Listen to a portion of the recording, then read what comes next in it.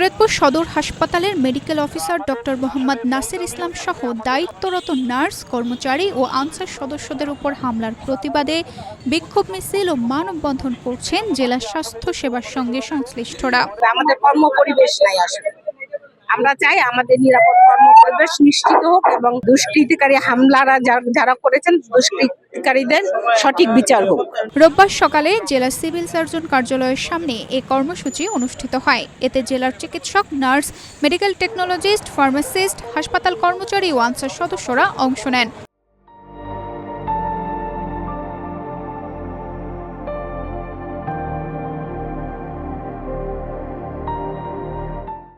মানববন্ধনে বক্তব্য দেন civil surgeon doctor Rehan Uddin, DAB Shariatpur জেলা শাখার আহ্বায়ক ডক্টর আকরাম এলাহি ও সদর হাসপাতালের RMO ডক্টর মিতু আক্তার সহ অনেকে। বক্তারা বলেন, হাসপাতালের মতো স্পর্শকাতর স্থানে চিকিৎসক ও স্বাস্থ্যকর্মীদের উপর হামলার ঘটনা অত্যন্ত নেক্কারজনক।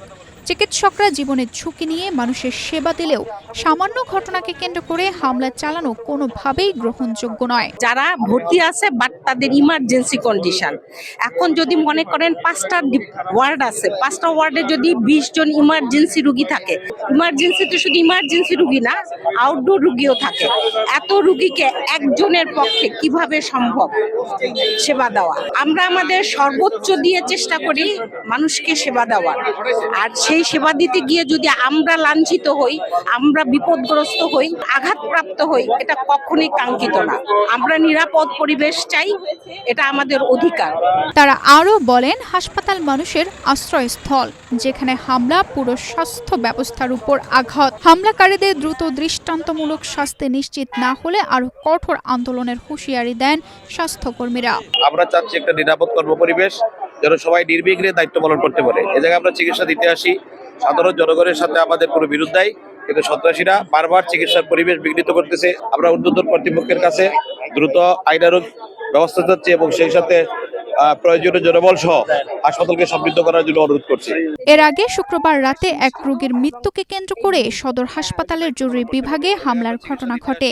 এতে ডক্টর নাসির ইসলাম গুরুতর আহত হন। পরে তাকে এয়ার অ্যাম্বুলেন্সে ঢাকায় পাঠানো হয়।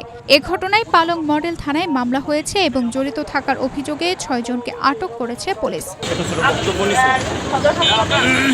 তানজিদা রহমান, ইনায়া, বাংলাদেশ প্রতিদিন।